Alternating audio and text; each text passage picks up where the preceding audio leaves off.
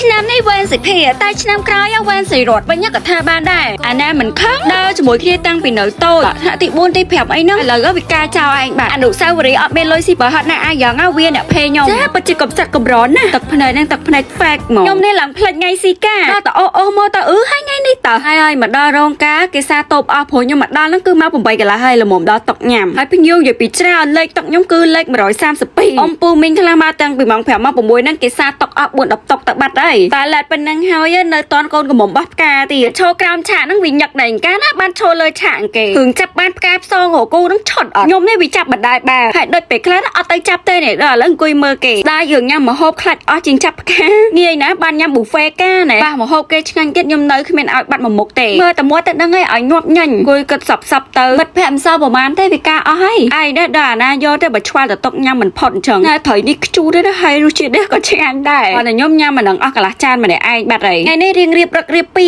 សើឆ្លេឆ្លាទេព្រោះតុកសិតតែមនុស្សចាស់តុកមុខឲ្យអ៊ីខុំដល់ស្រាមហ៊ានប៉ះផងផុតទឹកសតឲ្យគេថាកូនអ៊ីខុំអត់របៀបណាដល់ពេលអញ្ចឹងពេកទៅចេះខ្លួនឯងមួយមានអីមកញ៉ាំការយប់មួយយ៉ាងដែរញ៉ាំបដៅស្ដាប់បត់វាយឡើងបដៅខ្ញុំនេះគឺ introvert ណាស់ពេលចេញក្រៅរំកិលឯងគួយ add story មិត្តភ័ក្ដិហៅទៅរំអត់ទៅទេថាស្ដាយមហូបញ៉ាំសិនឥឡូវគេដល់វគ្គចិត្តចាប់ទៀតហើយនេះមានបកងមានអីហ៎បោះគេថាសាក់រំក្នុងផ្ទះវិញរំគ្មានឈ្នះមានរត់ទេតែបើចេញក្រៅរំអត់ឈ្នះតែបានស៊ីឈ្នះយកឃើញអត់រំអញ្ចឹងហើយតែប៉ិតខ្ញុំរំក្នុងចិត្តហើយអីស៊ីផឹកហ្នឹងដល់មហូបចុងក្រោយតែដល់គ្នាគេលើកបាយលើកផ្អែមមកព្រាតវងការនេះចម្លែកប្រយផ្អែមគេគឺសៅម៉ៅហេប្រទេសឲ្យទៅជួបមួយខ្ញុំនេះមិនសូវចេះរកចរិតទេចាហើយខំអីខ្លាចរបូតកញ្ចក់យើងរស់បែបជីវិតពិតណាសៅម៉ៅអស់5ផ្លែម្នាក់ឯងសុំតូអ៊ីណាគេញ៉ាំយឺតខ្ញុំទៅមុនឯណាប្រញាប់ចងដៃឲ្យទៅផ្ទះទៅរំនៅផ្ទះវិញຕົកឆាកឲ្យគេរំលើកទី1ហើយអត់សវកអត់បាក់បៀអត់បាត់ស្បែកជើងដល់ផ្ទះវិញគ្រាន់តែស្រ័យសក់ remove make up ងុចទឹកដោកអាវជ្រោដេកបានបាត់ខ្ញុំឲ្យតែពាក់លិនគឺថាភ្នែកតុនចង់តែដេកអាមនុស្សមកញោបផងអីផងតែដើម្បីសម្រស់មុនដេកក៏ត្រូវតែឆ្លៀតស្អាតដែរត្រូវញ៉ាំជាមួយនឹងប្រេងពេញប៉ោះសិនណាអានេះហើយណាគេដែលថ្នល់ជាតិ